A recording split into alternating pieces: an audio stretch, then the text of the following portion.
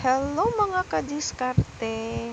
Nagpakulo tayo ng broccoli. Ayan, nilagyan lang natin ng kaunting asin. Pagkatapos ay dinrain natin, pinatulo para wala na siyang tubig.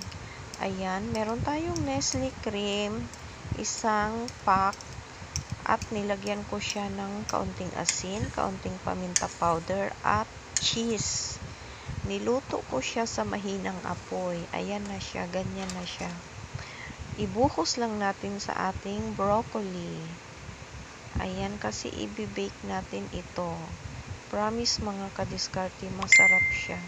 Pwede na siya panghapunan, tanghalian, or merienda. Busog na busog ka dito. Ayan, ayusin lang natin. I-cover natin ng mabuti. At pagkatapos nito, gadgaran pa natin siya ng cheese. Lagyan pa natin ng grated cheese sa ibabaw niyan. Ayan na po siya. Pagkatapos, i-bake natin ng 160 at 15 minutes sa ating air fryer. Ayan, promise po mga kadiskarte, masarap. Ayan na siya, luto na siya. Kunting brown lang. Ayan, pwede nang pang dinner.